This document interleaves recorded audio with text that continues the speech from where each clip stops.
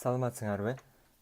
Бул видеода биз Дальтондун атомдук теориясы жөнүндө өтөбүз. Андан кийин дагы бир атомдун структурасы жөнүндө экинчи теорияны өтөбүз. Бул жерде атом дегенде баарыбыз эле билебиз, бул бардык заттар атомдордон турат деп билебиз. Бул Дальтон болсо мындай элестеткен. Бардык нерсе атомдордон турат. Атомдор болсо бул эң майда бөлүнгүс бөлүкчө деген.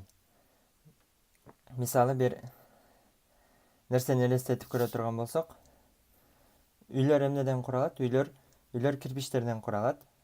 Мисалы бул үй боло турган болсо, үй мындай. Үйдүн майда бөлүкчөлөрү булар кирпичтер турабы? Окшош эми элестетип көрсөк, ушундай кирпичтерден үйдүн дубалы куралат. Биз бир немени элестетип көрөлү. Бизде эмне бар? Допустим, бизде мындай темир бар деп коелу. 4 бурчтук болгон темир бар. Бул темирдин ичинде ушундай чоң бир темир боло турган болсо, анын ичи эмнеден турат дейт? Майда атомдордон турат дейт. Окшош атомдордон куралган дейт да бардык нерселер. Ар бир элемент үчүн, мунун экинчи теориясы боюнча, ар бир элементтин атомдорунун массасы бирдей.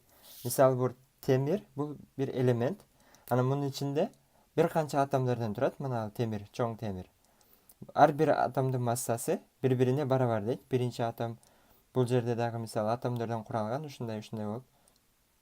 Ар бир атомдордун массасы бири-бирине бирдей дейт.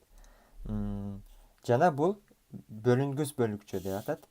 Анан кийин бирикмелер деген бар. Мисалы бардык нерсе бир атомдун түрүнөн куралган эмес. Эгер таза темир болсо, ал бир гана темирдин атомдорунан турат да, Фе деген. Мисалы таза алюминий болсо дейли, бир алюминий турат. Ал алюминий дагы анын формуласы Ал. Бизде бул жакта алюминий бар экенби? Алюминийдин дагы мисалы бир немеден турат. Алюминдин металлдарынын атомдорунан минтип куралган. Бирикмелер болсо, булар менин биринчи сабагымды көрө турган болсоңор, бул жакта ошол жерде бирикме жана атомдор жөнүндө түшүндүрүлгөн. Бирикмелер бул эки же андан ашык элементтердин бирикмесинен турат да. Атомдордун дейли. Мисалы бизде ашкана тузу бар, натрий хлорид. Бул дагы бирикме. Натрий хлорид болушу мүмкүн, мисалы дейли темирдин оксиди болушу мүмкүн. Дагы башка бизге эмне керет? Суу келиши мүмкүн, H2O. Ушулардын баары жөнөкөй катышынан турат дейт. Бул жакта бир кычкылтек атому, бир эки суутек атому. Бул жердеги катыш 2-ге 1. Мисалы бул жерде 1-ге 1. Бул жерде дагы 1-ге 1 катышта. Бир натрий, бир хлорид. Бир хлор. Бул жерде 2-ге 1. Ушундай жөнөкөй катышчтардан турган деп туруп, Дальтон 1800-жылдардын башында ушундай теориясын чыгарган экен. Ошондо биз кандай элестеттик? Бардык бир нерсени бөлүнгүс атомдордон турат дедик да. Мисалы мына кайра эле бул жерге кайрып келели. Мына темирди жакындатып, өтө чоң, бизде өтө күчтүү микроскоп менен карай турган болсок, мындай болуш керек экен да. Мисалы бул жерде чоң бир бөлүнгөс бир бөлүкчө турат. Жанында дагы ушундай чоң бөлүкчөлөр турат. Булар өтө кичине, биз жакындатканда ушундай чоң кылып көрө турган болсок, бөлүкчөлөрдөн турат экен. Бунун ичи эмнеден турарын бул айтпайт да. Мунун теориясы боюнча баары ушундай нерседен турат. Бирок биз билебиз азыр андай эмес экен, туурабы? Атомдун ичинде атом бөлүнөт. Атомдун ичинде электрондор бар, протондор бар, нейтрондор бар дегендей. Жана анын дагы кичине бөлүкчөлөр бар. Ошентип туруп, бул 1803-жылдары ушундай теория болгон болсо, кийин окумуштуулар ойлонуп баштаган. Чын эле анда кандай болот депчи? Чын эле атомдор бардык нерселер ичине чейин изилдеп кире турган болсоң, жакындап кирип бара турган болсоң, ушундай кара же болбосо мисалы дагы бир кызыл ушундай бир майдалангыс ар түрдүү, бирок майдалангыс бөлүкчөлөрдөн турабы деп суроо беришкен. А бирок чындыгында андай эмес экенин мисалы кийин Томсондун эксперименти боюнча далилдеген да. Томсондун эксперименти боюнча бул жерде азыр мындай бир немени алган дагы, идиш, айнектен болгон идиштен коелу. Муну бул жагында минус заряд, бул жагында плюс заряд менен бул жерде мисалы бир металлды коет, белгилүү бир темир болсун, же башка алюминий болсун, же жез болсун. Бул жерге да экинчи металлды коюп туруп, ортосунан бош тешик ачып коет. Анан кийин болсо, бул жерде минус жактан плюс жакка дайым бул жерде электрондор болсо, минустан плюска өтүшүн билебиз. Эгер бир зат болсочу, ушундай күчтүү бияка аккумуляторду койгондо эки жакта potential айырмачылык бар. Экөөнүн азыр терминди айта албай атам. Ошондой айырмачылык болгондугу үчүн бул жерде минустан плюска бул жердеги ичинде бар нерселер бияка учат. Мындай элестетип көрөлү. Ушундай койсок, бул жерге бир металлды койдук. Биз эмнени байкадык? Түп-түз бир нерсе учуп туруп, бул башына чейин келип атат. Түз учуп келип атат. Анда биз эмне кылып көрөбүз? Бул жерге Томсон эмне кылып көргөн? Плюс заряд, бул жака минус заряд коюп көргөн да. Ошондой болгондо эмне болду? Бул мындай учуп аткан нур, мисалы бул катод, бул жак анод деп коелу. Бул жер катод, бул жер анод. Катоддон чыккан нурлар аноддун ортосундагы тешиктен өтүп, бул жака келип аткан түз болуп. Эгер плюс заряд келгенде булар мындай келип туруп, бияка бурулуп кетип атышты да. Мындай бул жол жабылып туруп, түз келип атып, үстүнө бурулуп баштады. Эгер биз плюсту бул жагына аударып кое турган болсок, анда булар түз келип туруп, астына кайрылат. Биз эмнени байкадык? Бул луч, бул нур плюска тартылат экен. Плюска тартылат экен. Демек, мунун өзүнүн заряды минус болуш керек. Себеп дегенде биз билебиз, минус нерсе менен минус нерсени бири-бирине алып келсең эмне болот? Булар мисалы минус менен плюс болсун, жана плюс менен плюс болсун. Эмне болот? Бул жерде минус менен плюс бири-бириге тартылат, туурабы?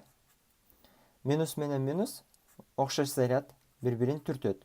Булар дагы окшош заряд бири-бирин түртөт.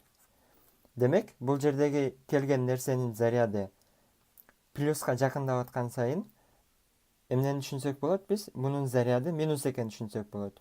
Себеп дегенде, бул плюска учуп барып жакындап атат, а минустан качып атат. Ошентип туруп, мунун эмне экенин билди.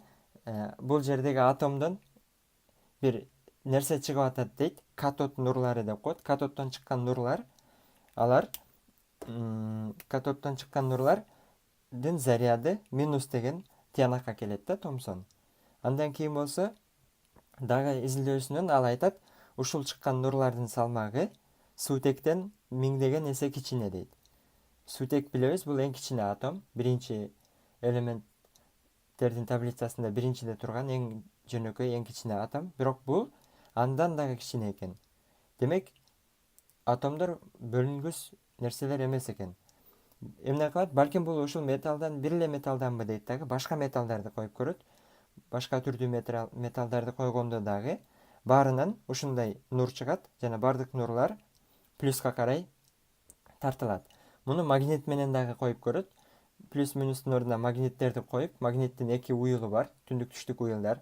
Ошого жараша койгондо дагы чыккан нурлар өздөрүнүн багытын өзгөртөт. Минус нерсе өзгөрткөн сыяктуу. Ошол чечим менен эксперименттин жыйынтыгында Томсон айтат, атом жөн гана неме эмес дейт. Атомду Томсон кандай түшүндүрөт? Бул Томсондун модели эмес. Ошондо Томсон атомду мындай түшүндүрөт.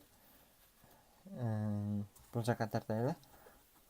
Томсондун модели боюнча атом мындай бир тоголок нерсе бар. Анын ичинде минус зарядтар бар.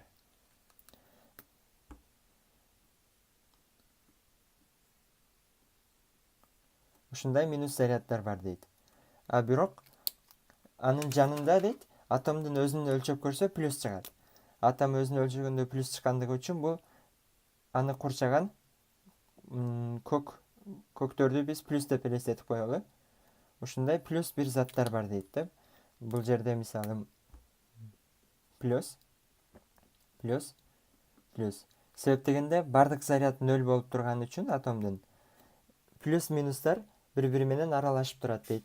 Анан эгер биз бул экспериментке кое турган болсок атомду, бул жердеги минустар учуп бул жака өтөт дейт. Ошондо бул Томсондун модели болуп калды. Томсондун айтканы боюнча, силер эсиңерде турабы? Бул жерде Дальтондун модели боюнча бул эч нерседен эмес, окшош бөлүнгүс бир түрдүү заттан туруш керек болчу. А бирок Томсон айтып атат, андай эмес, ортосунда плюстар бар, минустар бар жана биз бул минустарды бөлүп чыгарып алсак болот деп атат. Бул жактан минустарды чыгарып кетсек болот. Демек, атом эң майда эмес, эң бөлүнгүс бөлүкчө эмес деген тыянакка келет Томсон. Бирок бул силер азыркы химияны окусаңар, билесиңер, бул модель дагы туура эмес. Атом мындай тоголок бир нерсенин ичинде плюс минустар жайылып турган нерсе эмес экенин кийинки окумуштуулардын Рузерфордтун эксперименттери менен далилдейт. Ал жерде эмне дейт? Атом мындай элестетет атомду, ортосунда плюстар, ортосунда дейт. А минустар четинде дейт. Олар электрондор айланып жүрөт. Ортосунда плюстар деген тыянак менен бул модельдин дагы жаңыраак моделин бизге сунуштайт. Мисалы, күн сыяктуу, бул жакта ортодо күн болсо, жакта планеталар учуп жүргөн сыяктуу, бул жакта электрондор, ортодо плюс зарядтуу протон, нейтрондор сакталган деген кийинки экспериментти Рузерфорд жасайт. Кийинки атомдун модели тууралуу биз кийинки сабакта сөз кылабыз. Азыр кайра кайталап койчу нерсе, башында атом ушундай бөлүктөр деп билишти. Андан кийин атом андай эмес экен, атом бөлүнөт экен. Ичинде плюстар, минустар бар экен деп чечим кабыл алышты. Андан кийинки модельди болсо биз бул жерде көрдүк, аны кийинки сабакта өтөбүз.